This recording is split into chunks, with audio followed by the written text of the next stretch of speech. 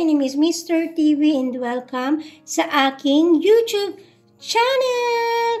Ayan, kamusta po kayo lahat dyan? Ayan, ang ating channel po guys ay naghahanap ng mga bagay po guys na pwede tayong ma-inspired at pwede po tayong ma-motivate po guys para ma-enjoy po natin ang journey natin as content creator dito sa YouTube. At kung ano man pong platforms meron po kayo, ayan, pero love na love ko si YouTube. Kaya talagang hindi natin pwedeng pabayaan po guys yung ating mga YouTube channel po guys. Kaya for today's video guys, mag-share po tayo ngayon ng isang nakaka-inspired na story po guys, no? At hindi whole story po guys, pero yung napanood ko lang po guys sa kanilang video po guys. Ayan, nagkape na ba yung lahat? Ayan, time check. Anong oras na ba dito ngayon? Is, ayan, 8 a.m. ng umaga po dito guys sa bansang Kuwait po guys. Ayan, kamusta po kayo guys? Alam ko guys sa inyo po guys is 9, 10, 11, 12. 1 o'clock na po ngayon guys sa Pilipinas. Ayan, hello sa inyong lahat yan guys. Ayan. Kaya ngayon guys no, hindi ko alam ang sasabihin ko. Ayan, matagal pa ako guys hindi nakapag-vlog. Kaya ganun pala guys no, pag matagal kang hindi nagba-vlog, parang magiging awkward ka na guys magsalita. Pero anyways po guys, is kailangan nating ipagpatuloy po guys yung ating video for today's video po guys. Kasi talagang mai-inspire po kayo guys sa content creator couple na ito guys. No, walang iba guys kundi si David and Jenny Vibes po guys. No, meron po guys sa Facebook and sa YouTube, meron din po silang YouTube channel at meron din po silang TikTok po guys, no. Pwede nyo silang mapanood sa TikTok, YouTube, Facebook po guys, yung mag-asawa na to guys, no. Kaya bago ang lahat po guys is mag-intro po muna tayo. Intro, pasok.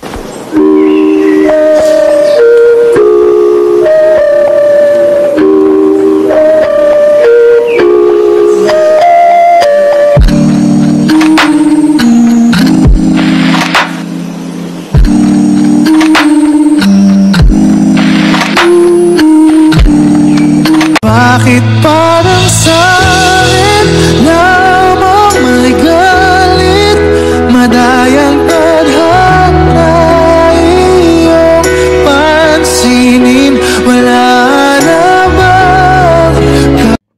So ayun na guys, nakakatuwa talaga to guys, yung mag-asawa na to guys, puro ka-good vibes talaga guys ng kanilang mga videos. And ano sabi nyo, walang forever po guys, ay walang, hindi kasi seryosohin ng ibang lahi. Dito po guys is nagkamali kayo ng sinabi nyo kasi itong si David po guys is talagang inuwi si Jenny po guys sa kanila, pinakilala sa pamilya po guys at pinakasalan po talaga siya. Legit na legit po talaga sila guys, na hindi lang sila for content po guys, in real life po guys, mag-asawa po talaga silang dalawa. And sobrang nakakatuwa po guys yung relationship nila as husband and wife, no? Kasi meron silang mga videos po guys na nakakatuwa, good vibes po guys. Pinapanood po sila lagi guys, no? Pag dumadaan sila sa newsfeed ko, talagang pinapanood ko kasi naka-follow nga po ako sa kanila. Pero guys, no, one day guys, nagulat na lang ako guys na medyo nakakalungkot po guys yung nakita kong video nila, no? Nagpapagamot si Jenny po guys. And nagtaka ako bakit, anong nangyari, no? Maraming mga followers and viewers yung sa comment section nakikita ko nagtatanong sila, anong nangyari sa kanya, ganyan. Kasi sobrang payat niya talaga. And talagang makikita mo talaga guys no na mayroon siyang masamang nararamdaman sa katawan niya. So ayun na guys no, sinabi na rin nila guys na nagkasakit niya ng cancer si Jenny po guys, no? Nagkasakit siya ng cancer and sobrang malaking ano po to guys no, trials po guys sa buhay nilang mag-asawa. No?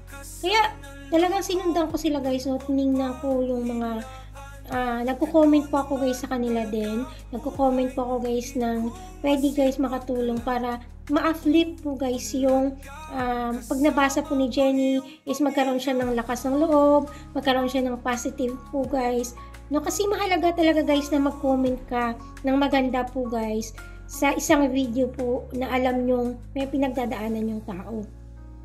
Imbis mambash kayo is mag-comment kayo ng maganda kasi makakatulong yan kasi pag nabasa niya yan, na makikita niya na hindi niya kilala pero merong moral support sa kanya is hindi mo lang alam kung ano yung magiging mabibigay mo sa kanya na motivation, mabibigay mo sa kanya na makakapagbigay lakas ng loob sa pinagdadaanan nila.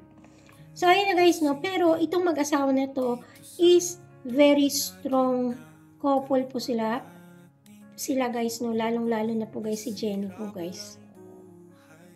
Kasi ang namangha ako dito guys sa couple na to guys is kahit ganun yung kalagayan and sitwasyon nila guys is they pray together guys, no. They praise God, they share verse in the Bible po guys, no, pinapakita nila sa mga tao na hindi sakit lang to pero mas powerful ang Diyos. Mas paniniwalaan namin na kaya ni Lord gawing posible ang mga bagay na imposible. Cancer lang to, pero kami may Diyos ang buhay namin. Alam mo guys, yun ang pinapakita nila guys sa video po nila guys. Kaya talagang naa-amaze ako sa kanilang na bilang isang content creator. Kasi maraming buhay po guys, no, ang mai-inspire po guys at maraming tao po guys na makikita po guys na sila nga na lumalaban sila sa sakit na cancer is kaya nilang ngumiti, kaya nilang pumuri sa Diyos, kaya nilang mag-pray together, no? Kaya alam mo yun guys, habang nanonood ka, ikaw din makaka-realize ka na ay grabe naman, may sakit siya na alam naman natin kung ano yung sakit na cancer, pero talagang makikita mo sa kanya na wala sa kanya talaga guys yung sakit niya, no? Para sa kanya kung ano yung mga bagay na meron siya is ini-enjoy niya. So doon ako guys na natutuwa at doon ako guys na na-attach ako guys sa kanya mga content creator, no, na hindi lang gumagawa ng videos para magyayabang, para magpasikat, no. Hindi ako guys, no, hindi ko gustong-gusto guys, no, yung mga content creator guys na gagawa lang ng video para sa walang kabuluhan po guys, no. Mas gusto kong makita yung video po guys na makikitaan po sila guys na kahit na anong struggle po guys yung pinagdadaanan nila is nakukuha nila guys na gawing normal yung buhay nila, no? Kasi ang mga sakit guys, hindi natin yan inaalagaan dapat, no? Na porket may sakit ka na is lagi ka ng kawawa, lagi ka ng ano, no? Dapat hindi ganun guys, no? Kung meron tayong pinagdadaanan like kay Jenny, magpaganda tayo, no? Magpaganda tayo. Kaya nga ako nag-comment ako sa kanya kasi lagi po siya guys bumibili ng mga wigs kasi nakalbo na po talaga siya guys, kalbo na siya. And itong asawa niya, para makapakita siya ng support sa kay Jenny, is nagpakalbo din po siya talaga guys, no? Talagang nalalagas na kasi yung buhok niya. Pero ang ginawa niya guys, bumili siya ng mga wigs. Ayan, nag-comment din ako sa kanya guys, no, na i-try niya yung iba't ibang klase. Ayan, nag-comment ako sa kanya guys na mag-try siya ng mga iba't ibang klase ng wigs. And hindi ko alam guys kung nabasa niya guys yung comment ko. Kasi lagi na talaga siya guys, no? Ang gaganda ng mga wigs na binibili niya po talaga. Ang gaganda ng mga wig. Sabi ko, hindi ko alam kung nabasa niyo yung comment ko. Pero alam mo yun, yung comment ko na nakikita kong ginagawa niya is talagang na-touch po ako. And alam mo yun, no, hindi mo na siya makikitaan na may sakit siya kasi dahil sa mga iba't ibang wigs niya, natago na guys, no, yung kanyang nararamdaman. Nag-iiba-iba, nag-glow na po siya guys, kaya niya nang umiti. Nung nakaraan kasi nakita ko siya talagang nangihina siya. Pero nung ngayon guys, nung nakita ko siyang naging strong po siya guys. And nakasmile lagi. And proud na proud ako guys sa asawa niya guys. Kasi never po siyang iniwanan guys. No? Never siyang tinalikuran ng asawa niya. Talagang sinuportahan siya. Ganyan talaga guys, no, yung pagsasama na nandyan si Lord sa buhay nila. Kasi talagang very strong talaga kahit nasakit, hindi sila kayang patumbahin. Kaya thank you so much kay Jenny, kay David and Jenny sa inspiration. Ayan, stay strong lang kayong dalawa. And talagang nakaka-inspired kayo ng mga tao na nakakaranas din ng mga problema na huwag tayong sumuko, no? Kumapit tayo kay God. Kahit ano man dumating sa buhay natin, no? Sakit, problema, hindi natin maiiwasan sa buhay natin. Pero alam mo yon na nakatayo pa rin kayo. Kasi alam niyo yung foundation niyo, eh. Foundation niyo talaga ang Diyos sa buhay niyo. Nasa center siya lagi ng buhay niyo. Kaya walang imposible. At tandaan natin na si Lord, hindi si Lord gumagawa ng mga miracle. Hindi si Lord yung nagumagawa ng miracle. Si Lord mismo yung miracle. Siya yung himala talaga. Kaya tayo is lagi tayong magpipray sa Kanya, magpasalamat. And sa lahat po guys ng mga nakapanood ng videos ko guys, hinihiling ko po guys, no, ipag-pray po natin na totally makarecover at makasurvive po guys si Jenny sa sakit niya po guys na cancer po guys. And sa lahat po guys ng mga cancer patients po guys, no, I hope guys na magkaroon sila ng character po guys like kay Jenny po guys, na maging strong sila po guys, na harapin po guys yung kanilang sakit. Ay, hindi naalagaan ng sakit. Dapat yan, may sakit ka na nga, kawawa po yung itsura mo. Dapat mag-ayos ka. Ayan, kung walang buhok, bumiling wig. Simple lang yun guys, no? Huwag nating talaga na may sakit na nga tayo is lalo nating ida-down yung sarili natin, no? Lumaban po tayo guys, huwag po tayo magpatalo. Kasi si Lord lagi lang yan sa atin, kasama natin yan. So guys, thank you so much for watching my videos po guys. I hope na na-inspired po kayo guys, no? Nasa buhay po natin guys is hindi, marami talaga guys lalaki, maraming babae po guys, no? Pwede tayong marami tayong makikita guys, no? Pero minsan lang tayo makakita guys ng kagaya ni David po guys, no? Na in the lowest point ng buhay ni Jenny, nandyan siya sa tabi niya at sumusuporta, nagmamahal po guys, no? Minsan lang tayo makakahanap ng tao na magmamahal at magsistay sa tabi natin guys, no? Pag may sakit na tayo, pag hindi na natin kaya guys, merong isang tao guys na nandyan at hindi tayo iiwan, no?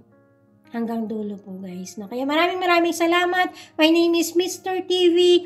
Please don't forget to like, share, subscribe, and hit the notification bell para lagi kang updated sa aking mga bagong videos. Here in social media, we watch, observe, and we react. See you on my next video. Bye guys!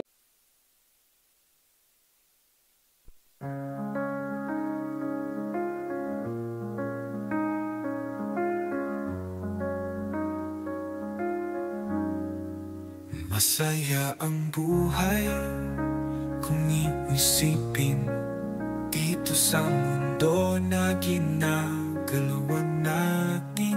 Huwag mong gawing nasirap lang buhay mo, dahil dumadaan lang tayo sa mundo. Iisa lang ang buhay natin, kaya huwag nating sayangin. Kung maging masipag ka lang, siguradong hindi ka magugutuman. Laban